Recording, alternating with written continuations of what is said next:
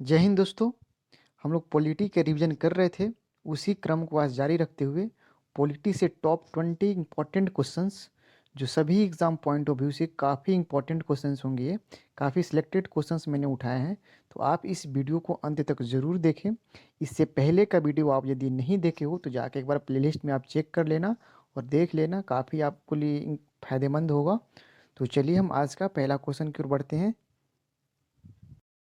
पहला क्वेश्चन है, निम्नलिखित में से कौन सी जोड़ी संस्था और संविधान के अनुच्छेद सुमेलित हैं? इसका सही आंसर हो जाएगा ऑप्शन बी, भारत का निर्वाचन आयोग अनुच्छेद 324।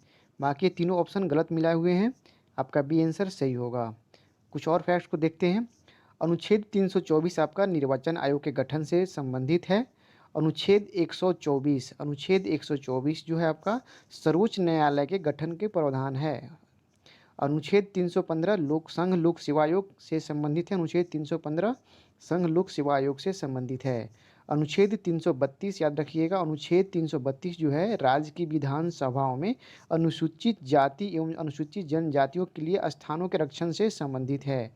वहीं अनुच्छेद 165 की बातें करेंगे तो ये महाधिवक्ता की नियुक्ति से संबंधित प्रावधान है। महाधिवक्ता जो राज्य में होता है उसी से संबंधित बातें इसमें कही गई है, आर्टिकल 165। वही अनुच्छेद 351 देखेंगे तो 351 में हिंदी भाषा के विकास के लिए निर्देश दिए गए हैं। तो इस तरह से इतनी सारी फैक्ट्स को याद रखिएगा दोस्तों। 324 निर्वाचन आयोग, 124 हो जाएगा सर्वोच्च न्यायालय के गठन से संबंधित है, 315 हो जाएगा लोक सेवा आयोग से संबंधित है, 332 हो जाएगा आपका राज्य की विधानसभा में अनुसूचित जाति एवं अनुसूचित जनजाति के लिए स्थानों का आरक्षण से संबंधित है, अनुच्छेद 165 हो जाएगा आपका महाधिवक्ता से संबंधित है, अनुच्छेद 351 हिंदी भाषा के विकास के लिए निर्देश दिए गए हैं।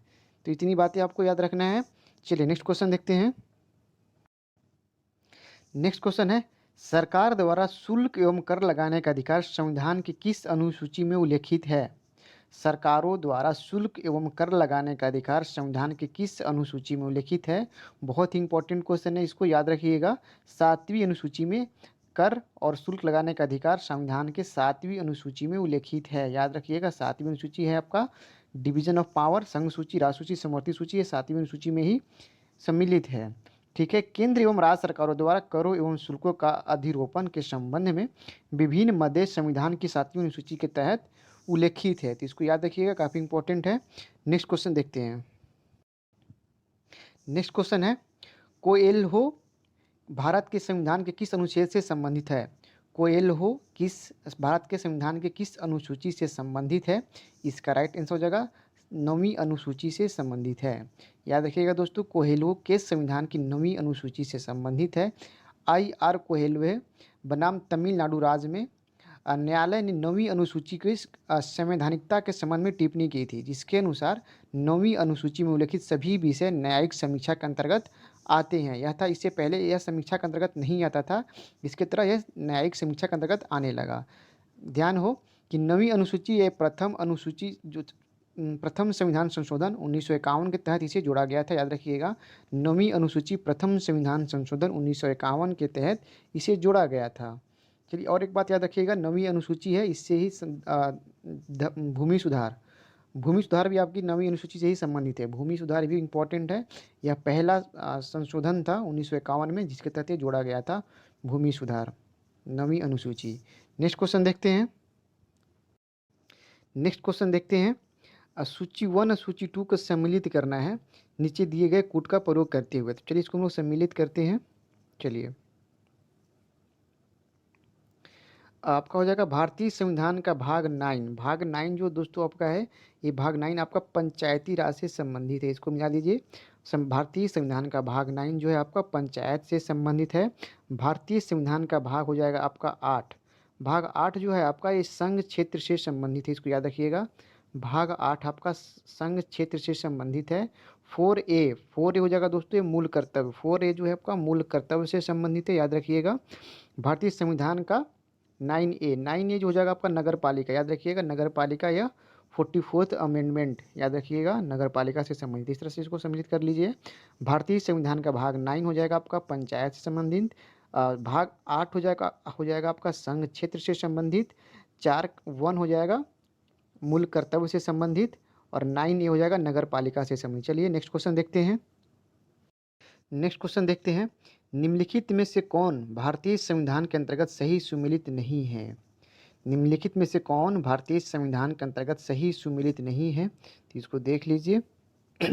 पंचायती हो जाएगा आपका भाग 9 बिल्कुल सही है ये वाला। नगर पालिका 9 का क ये भी सही है। सहकारी समिति 9 का ख ये भी सही है। ये आपका जो हो जाएगा लास्ट का जो ऑप्शन है ये आपका गलत है, ये नहीं होगा। चलिए कुछ फैक्ट को देख लीजिए। भाग 9 के अंतर्गत पंचायती राज व्यवस्था से संबंधित है। यह 74वें संविधान संशोधन अधिनियम 1992 के द्वारा संविधान के भाग 9 क जोड़ा गया जो नगर पालिका से संबंधित है। याद रखिएगा 97 संविधान संशोधन अधिनियम 2011 के द्वारा संविधान के भाग 9 का ख जोड़ा गया जो सहकारी समितियों से संबंधित है, जबकि संविधान का भाग 10 के अंतर्गत अनुसूचित जाति और अनुसूचित जनजाति क्षेत्र का उल्लेख किया गया है। चलिए नेक्स्ट क्वेश्चन देखते हैं। नेक्स्ट क्वेश्चन आपका है, इसमें भी सूची 1 को सूची 2 से सम्मिलित करना है। दोस्तों ये बहुत ही इंपॉर्टेंट है, भाग को याद रखना बहुत इंपॉर्टेंट है।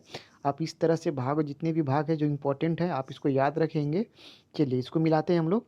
संविधान की जो भाग आपका 15 है वो किस चीज़ से संबंधित है? तो याद रखिएगा 15 जो आपका हो जाएगा वो निर्वाचन से संबंधित है, तो इसको निर्वाचन में मिला दीजिए। 15 हो जाएगा आपका निर्वाचन से संबंधित है, ठीक है। चलिए नेक्स्ट देखिए 16 भाग 16 जो आपका हो जाएगा कुछ वर्गों के विशेष उपबंध, ये हो जाएगा थर्ड। संविधान के भाग 16 हो जाएगा कुछ वर्गों के विशेष उपबंध से संबंधित है। संविधान का भाग हो जाएगा 17 हो जाएगा आपका राजभाषा, याद रखिएगा राजभाषा से संबंधित है, राजभाषा से 17। 18 हो जाएगा आपका आपातकाल, 18 हो जाएगा आपका आपातकाल से संबंधित है, तो इस तरह से आपका बी ऑप्शन सही है। चलिए नेक्स्ट क्वेश्चन देखते हैं।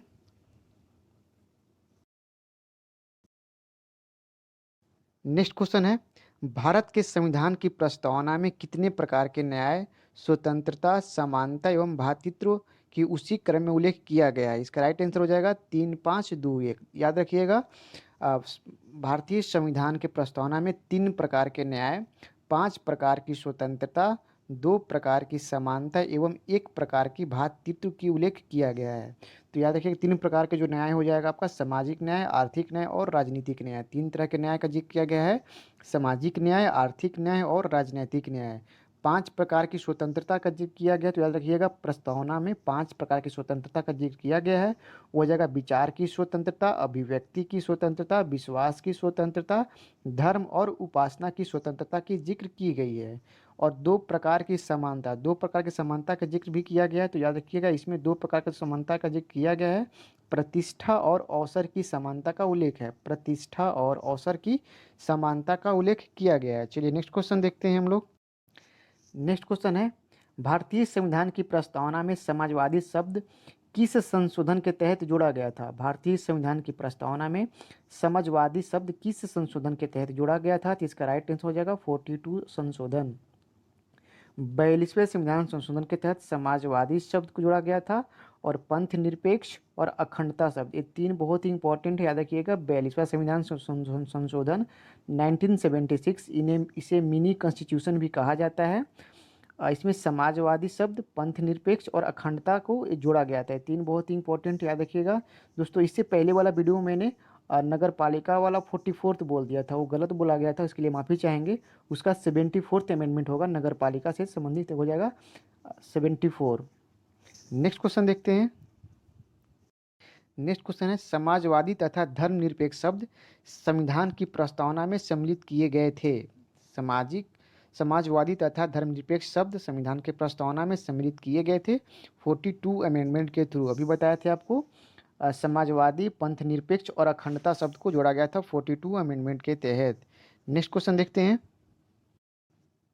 नेक्स्ट क्वेश्चन है, बहुत ही इंपॉर्टेंट क्वेश्चन है, भारत में लौकिक सार्वभौमिकता है क्योंकि संविधान की प्रस्तावना में आरंभ होता है। याद रखिएगा भारत में लौकिक सार्वभौमिकता है क्योंकि संविधान का प्रस्तावना स्टार्ट होता है हम भारत के लोगों से स्टार्ट होता है और with the people of India शब्द से शुरू होता है। अतः भारत में लौकिक सार्वभौमिकता का अर्थ है कि जनता सर्वशक्तिमान है और बाहरी शक्ति का अधीन नहीं है, बाहरी शक्ति का इसमें हस्तक्षेप नहीं है, याद रखिएगा। नेक्स्ट क्वेश्चन देखते हैं हम लोग।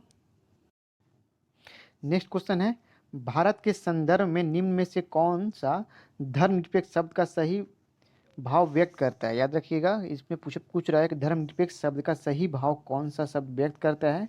तो इसका सही आंसर हो जाएगा ऑप्शन डी, भारत में राज्यों का कोई धर्म नहीं है। याद रखिए कि भारत के पंथ निरपेक्ष या धर्म निरपेक्ष राज्य होने का सही भाव यह है कि भारत में राज्य का कोई धर्म नहीं होगा, तदनुसार सभी धर्मों को राज्य द्वारा समान प्रश्रय अपेक्षित है। नेक्स्ट क्वेश्चन देखते हैं हम लोग। नेक्स्ट क्वेश्चन है, भारतीय संविधान की प्रस्तावना में निम्नलिखित में से किस स्वतंत्रता का वर्णन नहीं किया गया है? भारतीय संविधान की प्रस्तावना में निम्नलिखित में से किस स्वतंत्रता का वर्णन नहीं किया गया? तो इसका सही आंसर हो जाएगा आर्थिक स्वतंत्रता। याद रखिएगा, इसमें 3 तरह के न्याय जिक्र किए गए। न्याय जो 3 तरह के हैं, सामाजिक, आर्थिक और राजनीतिक न्याय। स्वतंत्रता 5 तरह की स्वतंत्रता की बातें इसमें कही गई है। विचार का स्वतंत्रता, अभिव्यक्ति, विश्वास, धर्म एवं उपासना की स्वतंत्रता। इसमें आर्थिक स्वतंत्रता की बातें नहीं कही गई है। 5 आपका हो जाएगा, विचार, अभिव्यक्ति, विश्वास, धर्म एवं उपासना की स्वतंत्रता की जिक्र करी गई है प्रस्तावना में।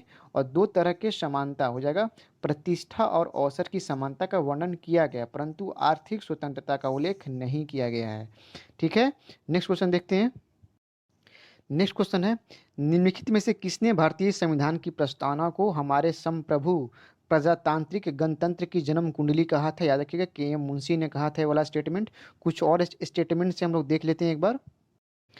प्रस्तावना से संबंधित कुछ फैक्ट्स हैं, कुछ और भी देख लेते हैं। संविधान की कुंजी किसने कहा था प्रस्तावना को? तो इसका सही हो जाएगा अर्नेस्ट वार्कर ने कहा था। ब्रेन चाइल्ड ऑफ कहा था नेहरू जी ने कहा था इस प्रस्तावना को। परिचय पत्र कहा था प्रस्तावना को पालकीवाला ने कहा था। जन्म पत्री के.एम. मुंशी ने कहा था। संविधान का आत्मा प्रस्तावना कहने वाले व्यक्ति थे ठाकुर दास भार्गव। इस तरह से कुछ इंपॉर्टेंट था ये स्टेटमेंट्स। चलिए नेक्स्ट क्वेश्चन है, किस वाद के फैसले में सर्वोच्च न्यायालय ने सर्वप्रथम घोषित किया कि उद्देशिका संविधान का हिस्सा नहीं है? किस वाद में के फैसले में सर्वोच्च न्यायालय ने सर्वप्रथम घोषित किया कि उद्देशिका संविधान का हिस्सा नहीं है? तो इसका राइट आंसर हो जाएगा बेरूबेरी। बेरूबेरी यूनियन जो मामला था 1960 में सर्वोच्च न्यायालय ने सर्वप्रथम घोषित किया कि उद्देशिका जो है संविधान का अंग नहीं है, किंतु कुछ और इससे संबंधित संशोधन हुए थे, उसको हम लोग एक बार देख लेते हैं। दोस्तों, एक इम्पॉर्टेंट था गोलकनाथ का मामला। बेरी यूनियन का मामला 1960 में था, जिसमें उद्देशिका संविधान का अंग नहीं माना गया था।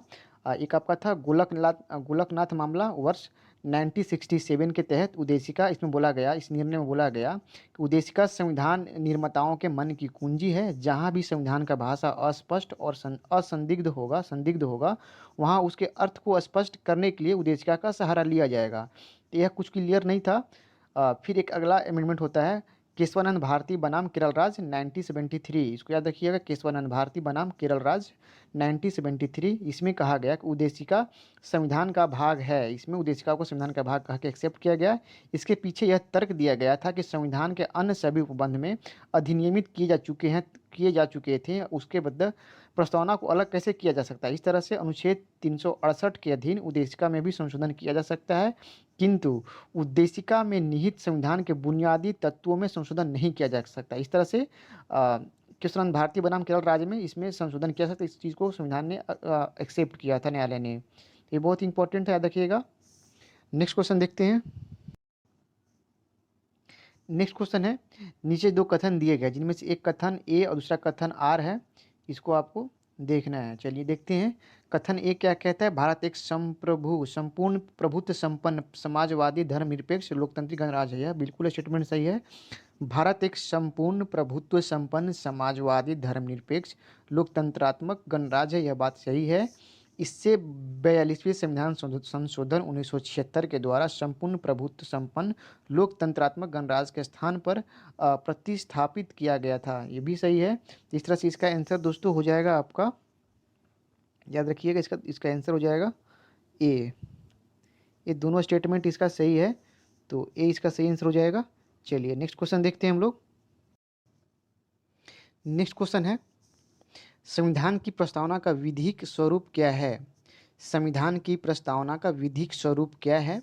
इसका राइट आंसर हो जाएगा दोस्तों, याद रखिएगा, इसका राइट हो जाएगा यह लागू नहीं किया जा सकता है। इसका बी आंसर लागू सही हो जाएगा। इसको लागू नहीं किया जा सकता, याद रखिएगा। पंडित नेहरू जी ने 13 दिसंबर 1946 को प्रस्तुत किया था संविधान सभा में उद्देशिका को, और यह जाकर 22 जनवरी 1947 को स्वीकृत हुआ था, पास हुआ था। याद रखिएगा, प्रस्तावना का विधिक स्वरूप यह है कि इसे लागू नहीं किया जा सकता। इसकी प्रकृति जो है न्याय योग्य नहीं है। याद रखिएगा दोस्तों, सही है। नेक्स्ट क्वेश्चन देखते हैं। नेक्स्ट क्वेश्चन है, भारत के संविधान के अमुख लक्ष्य उसके सभी नागरिकों के लिए सुनिश्चित करना है। भारत के संविधान के अमुख लक्ष्य उसके सभी नागरिकों को लिए सुनिश्चित करना है। इसका सही आंसर हो जाएगा सामाजिक तथा आर्थिक न्याय, ये भी सही बात है। विचार तथा अभिव्यक्ति की स्वतंत्रता, ये भी सही बात है। अवसर की समानता, ये भी सही बात है। व्यक्ति की प्रतिष्ठा, ये भी सही बात है। तो याद रखिएगा, यह चारों इसका स्टेटमेंट भारतीय संविधान में अमुख लक्ष्य सभी नागरिकों को, याद रखिएगा, सामाजिक, आर्थिक, राजनीतिक न्याय और विचार, अभिव्यक्ति, विश्वास, धर्म और उपासना की स्वतंत्रता, प्रतिष्ठा और अवसर की समानता तथा व्यक्ति की गरिमा सुनिश्चित करना है। चलिए, थैंक यू। थैंक यू दोस्तों, फिर कल मिलते हैं नेक्स्ट वीडियो में।